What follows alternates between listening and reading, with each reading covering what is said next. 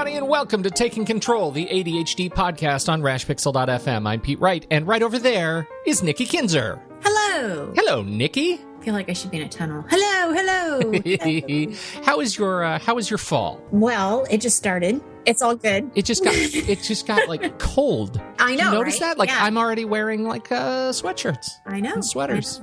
I know. There's a chill Especially in the air. morning. Yeah. Yeah. Definitely. It's definitely a chill in the air. It feels good. It feels like a transition. And we're going to be talking about things to avoid when you are getting things done with ADHD. I look forward to this. And we have some follow-up directly related to these topics. I can't wait to talk about those either. Before we do that, head over to takecontroladhd.com, get to know us a little bit better. You can listen to the show on the website, and please subscribe to the mailing list. Just click on that button there, that subscribe button, and you'll get an email each time a new episode goes live, along with updates about what Nikki is writing and sharing on the website, and her tools and online classes. And speaking of online class, once again, organizing your space your way.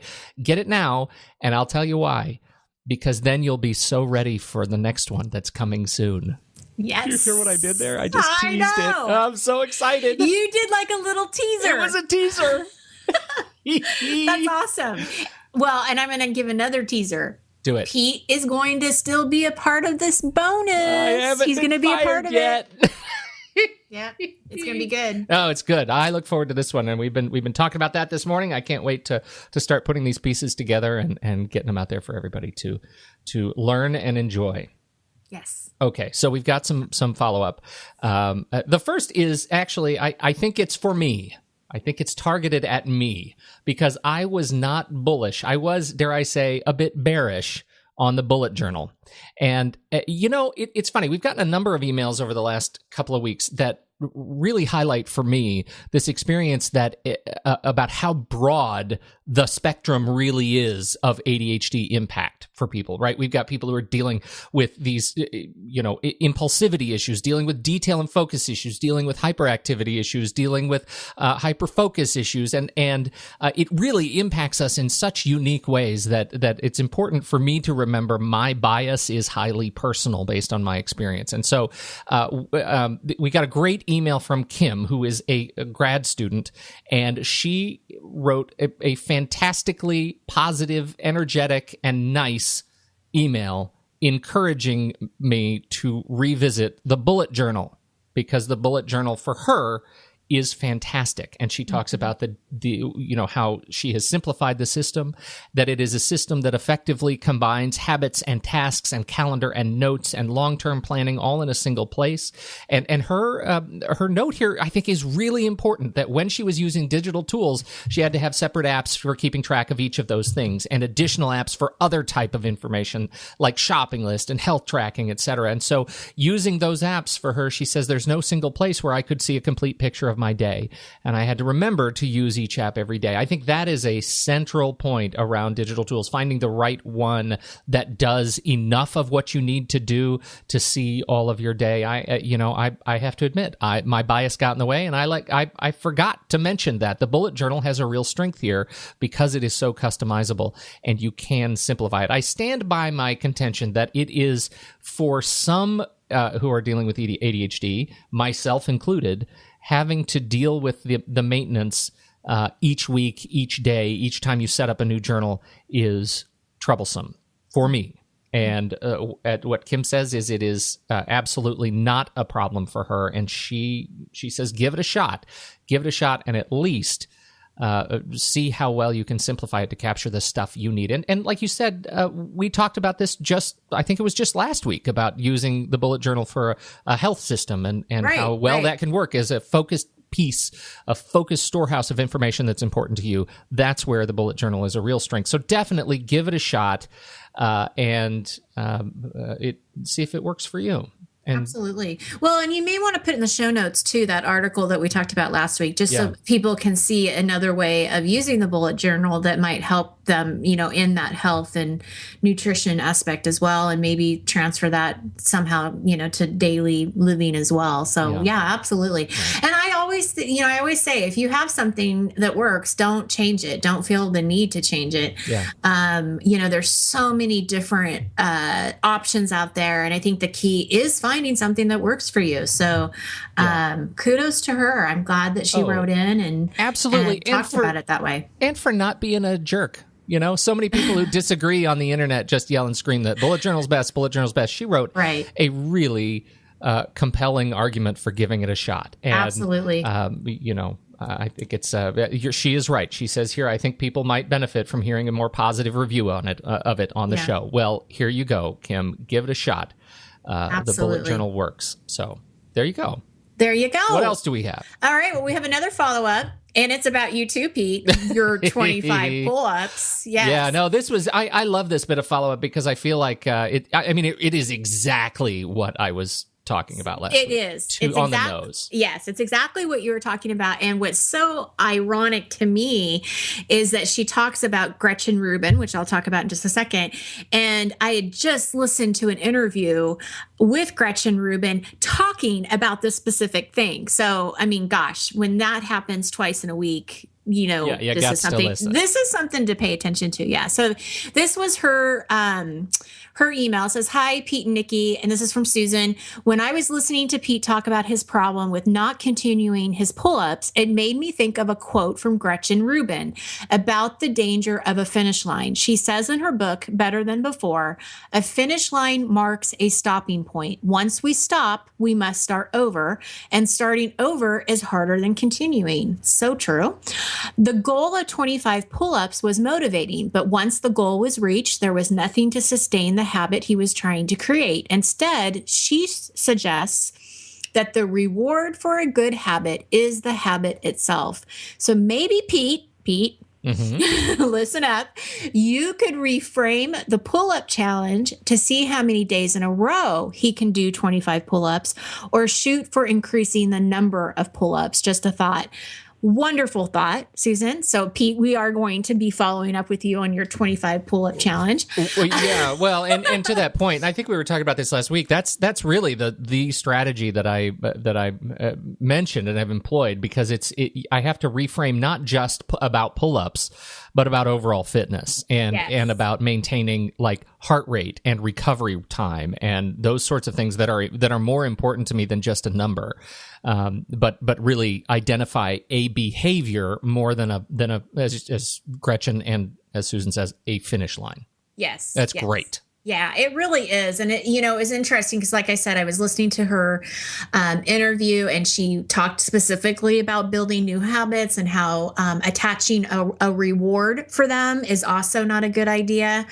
And I really 100% agree to that, because her thought process is, you're almost saying, in order for me to do this habit, I have to have this. And it kind of makes you almost feel like the habit is not a good thing, like it's something you have to do in order to get something else. And that obviously is not a good approach either. And so what she was saying, and as Susan was saying, in what Gretchen Rubin was saying about the reward, is that, your reward is feeling good after doing the 25 pull-ups. That's the reward. Or if you're doing yoga every day, that, you go and buy yourself a new yoga mat, that's the reward, because it continues the habit. It continues you wanting to do it, which is fantastic. So, well, yeah, and I love that you said it that way, because like my reward system when I was really struggling with the pull-up goal was, thank goodness I hit 25 pull-ups. Now I'm going to go have a hamburger. Right. Yeah. Totally unrelated rewards. Totally. Not the way. Now I'm going to go take a chocolate bath. Yes. Well, but I think that the one thing that I do want to talk about real quick is that I do talk about rewards when it comes to getting a task done.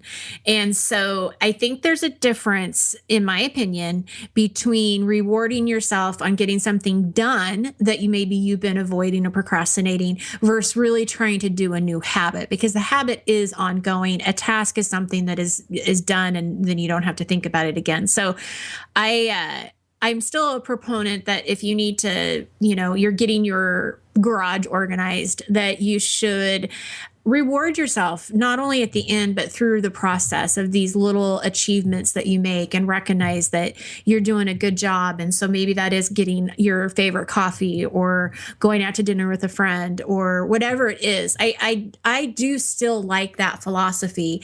but it's not meant to be around exercise necessarily, or these habits that you want to do long term. Right. Because I totally agree with their thought process that you're kind of downplaying the habit then. Right. It's not, it almost doesn't become as important as it should be because you're getting something else, and that's not the point. So just want to kind of make that clear because I do talk about rewards. I mean, it is something that I've talked about, but not so much with habits. So. Yes. Yeah. All right. Let's talk about what we're going to talk about today. Yeah. Mistakes to avoid when getting things done with ADHD. How did this come up? Well, I have been thinking so much about productivity. And I've been thinking a lot about focus, because right now in my life, in my business life, I have a lot of things going on and I have a lot of projects that I'm juggling. So I have really kind of tried my hardest to figure out, how can I focus? How can I be more productive? How can I get, more done in a shorter period of time so that I'm not working 12 hours a day? And the first thing that I got to tell you I did, and this really has nothing to do with the projects that I have going on, but there was something that you said, and I don't remember if it was last week or a couple weeks ago. It's my fault. It is your fault. It's always your fault, Pete. But you had said something about computer files. Do you remember that? I talk to you about computer files all the time. Yeah. What could it possibly be? Well, it was like this whole 15 minutes a day, like just take 15 minutes a day and kind of organize your desktop, or, delete some old files. And I don't remember how. I just know that you did it. You got me thinking about this. Did it make it better or worse? That's what I want to know. It made it so much better, because I will tell you what has happened. My computer crashed in January of 2015. Yes, I remember that. This was the great computer crash of 2015, I think we called it. Yes. So here we are in September of 2016. So it's been over a year and a half, almost 2 years, that my computer crashed. And for this amount of time, I have had not only duplicate files, I've had triple files. Because when the backup came, it went triple. It didn't just double everything. It tripled everything. Right. So if I would go into a computer file, I had 3 files. I had 3 documents. I had 3 of everything. That's not efficient. No. And I can't say that this is the first time that I've deleted files. I mean, in the last year and a half, I have, done a little bit, but it's always been on my to-do list. It's always been on the master to-do list of, clean out your computer files, clean them out. But I never did it. And so finally, listening to you in my head, I decided that for this last week, I was going to put on as a reoccurring task for 15 minutes a day to delete my computer files. And I am so happy. Like, I feel like Superwoman. Like, my computer is so organized. Well, it still has a ways to go, but I don't have triple of everything. So that's the most important thing. So that's great. It is. And you know what I learned? And it's like we talk about all these things, but when you actually do them too for yourself, it's like, oh my God, people, they really work. But the intentional planning of just saying, okay, 15 minutes a day, and I would set my timer on my phone, and I would do it for 15 minutes. And I really got so much done. My photos are organized, my desktop, I got a bunch of stuff off my desktop, and I still have a ways to go, because when you triple everything, I mean, that's a lot of stuff, but it's huge. And it's been, almost 2 years that I've been tolerating this. Yeah. Oh dear. And there's that word. I know. So I'm taking the toleration and so it out the window. Proud of you, Nikki. That's great. This is something that people do not think about. Organizing their technology. Really, when they think about organizing technology, it's more about organizing cables. But organizing technology is organizing data too, and I think that's really important. And and I'll just take 1 second and mention, as we record this, the new iPhone launch went live last night. It's already sold out, but if you're one of those people who has pre-ordered their phone, they come next Friday. They start shipping. now is a great time for iOS users to go through their phones and delete apps they don't use, right? Clean it out now on your existing device before you upgrade it to the new one. Don't bring cruft onto the new device. Now, the iOS launch, whether you're an iOS, Android person, that's not what this is about. This is just about transitions and using this transition as an opportunity to clean up your technology data. So there you go. Well done, Nikki Kinzer. Thank you. Now, how does this go into our big mistakes? Well, again, trying to focus and get these things done. I thought I'm going to talk about these mistakes because I have made them, and they're different mistakes. They're not things that I think that people are going to automatically, like, I bet you people think they know what I'm going to talk about, but I don't know if they really do. So I might surprise people. But yeah, the first mistake that I want to talk about is I was listening to an interview with Cal Newport, and he is the author of Deep Work. Now, I have not read his book, so I don't know what I don't know. I don't know anything about it. No, it's good. Cal Newport does good stuff. Okay, so have you read the book? Yes. Okay, so and it's about focus, right? I mean, it's about focus and doing deep work, I assume. Yeah. Doing important work. Doing important work that is legacy work. Yes. So I was listening to his interview, and one of the things that he was talking about is how we should not assume that we know how to focus. That's right. And I thought, interesting, because most people will automatically assume that they do know how to focus, right? Because it seems like it would be a simple definition of, well, you're focusing on one thing. You're just paying attention to one thing. But even though you may know how to do it or you know what it is, you may not know how to do it. That's what I mean. Even though you know what it is, you may not know how to do it, and that it's actually a skill that needs to be built over time.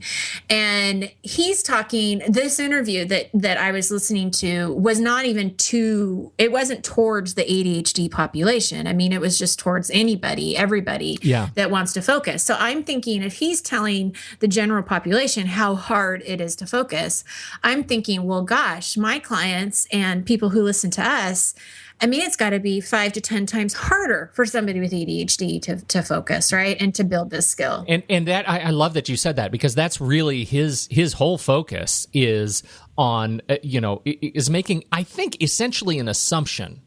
And that the whole world is dealing with ADHD bucket of behaviors. Yeah. It is a distracted world, and that's actually the subtitle of Deep Work: Rules for Focused Success in a Distracted World. And it's great. I really enjoy him. His first book was on this subject, was So Good They Can't Ignore You, and so these two books in pair. I'll put links to them in the show notes. Definitely check out Cal's work. Yes. Well, and what I liked about a lot, I mean, I liked a lot about his interview, but one of the things I did really take notice is that I really feel like he kind of takes the shame and judgment out of thinking that you should just be able to do it. Because, we always kind of beat ourselves up like, I should have been able to do that today. Why can't I just get it together and get this thing started? I mean, you just beat yourself up when you're not able to do it. But just acknowledging, no, this is hard. This is really hard. And it's something that you have to practice. And it's something that, the more you do practice and pay attention to it, the better you will get over time. And of course, one of my suggestions, and I believe he even maybe mentioned this too, but we always talk about practicing in small increments of time, right? We always talk about the Pomodoro technique. Yes. Yep. And, just really working in that small increment of time and eliminating the known distractions that are going to be there. So for sure, like taking the phone out of the office, not even having it near you, but have it completely away from you. And one of the things that I've been doing, which I know this is like, I'm so far behind, but because I'm trying to focus more in the last few weeks, just because of these projects, I've been taking the dock off. Like I hide the little dock thing. Yeah, you hide your dock bottom. And status bar, right? Yeah, so that I can't see when a new email or a text message has come through. And just that in itself, and I know people do that all the time, but I haven't ever really been in a situation where I need to do that. And I've been doing that, and it's just amazing how much that helps. And it also really made me realize how much of a distraction my email was, because every time an email would come in, regardless of what I was doing, I would check it. Yeah. Yes. And goodness. Now that I don't even know that it's there, I mean, it really does make a difference. So yeah, do it on your phone too. I'm telling you, it is absolutely hugely powerful when you remove notifications from email, and that means you check email on your terms, not on your machine's terms. Yes, because it's almost like you're not even consciously doing it. You just kind of go straight to it. It's crazy. So, one of the tools he talked about, and I'm not familiar with this, but you might be, Pete. He called it, or it's called Freedom. Yeah, Freedom 2. Yeah. So he's saying that it blocks all the social media, internet apps. So you can still use your computer, but it blocks all that stuff. So you're not distracted. I've never used it, but I definitely think if this is an issue for people to check it out, because he highly recommended it. So yeah, and I should probably make a note here on the number of technology solutions for this, because it does address a niche of shutting down applications that are not used so they don't bug you, of blocking access for a period of time so that you can't be distracted. They're like online or access babysitters, and follow.to is one of them, but there are many that are really refined, that can help depending on what you're struggling with. We'll do that in a future show. Yeah, absolutely. Well, and then the second mistake that I wanted to talk about, and I'm guilty of this too, is not planning, but just sort of assuming that something's going to get done. And this really goes back to this whole computer files that I needed to delete, because I have had this on my list forever. I mean, months, right? Almost 2 years. And I just never took the time to pay attention to it. And I was talking to a gal just this last week, and we were talking about she had a couple of stacks of paper of her students' artwork and schoolwork from last year.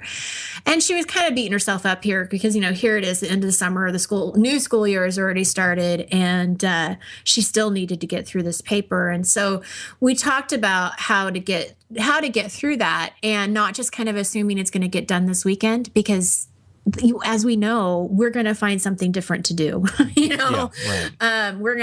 Something more important is going to come up, or we're going to forget about it altogether. And then we're going to feel guilty about not getting it done. And again, go through that whole shame cycle and disappointment. So this is where that intentional planning really comes in. And so for the computer files, for me was, again, just setting that alarm for 15 minutes and making sure that I did that every day, and not letting it be an option of not to do it, and having it be done for only 15 minutes was really helpful, because I knew I could do it for 15 minutes. There wasn't anything that could compete with 15 minutes of my time. Well, and the nice thing about that is that this daily kind of 15-minute commitment to clean up your computer files is not permanent, right? No. You could really do it for a week or 2 weeks and see where you are. Eventually, it goes away completely.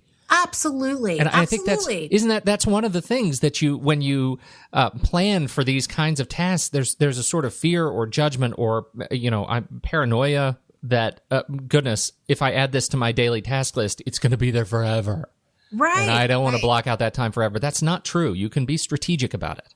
Well, and what's interesting about that is not only being strategic and knowing that it's not going to last forever, it's probably going to get done sooner than what you think it's going to, because you're paying more attention to this now than you ever have. Mm-hmm. And so that was the thing about even the school papers. It's, even if you can't get through all of it in 15 minutes, which we know you're not going to, that's not likely. But even the 15 minutes that you did it today was probably more attention to it than you've done since you started piling up the paper. So absolutely. That's a very positive thing. You do it again for 15 minutes tomorrow. I mean, all of that time adds up. And then, like you said, yes, it's done. Project's done. Done and over. And then you can feel really good about that. Number 3, we make our projects too complicated, and then we spend so much time planning and organizing, but we're not acting. We're not doing anything. Now, this could definitely be an avoidance strategy, right? Because whatever it is that you have to do, maybe you don't want to do for whatever reason. And so you spend too much time on the planning and organizing piece. But I also know that many people with ADHD have this perfectionism issue where they want everything to be perfect. So that could be making things overcomplicated, too many choices. So we overthink it, we overanalyze, maybe some fear of doing the wrong thing, or if you're trying to impress someone.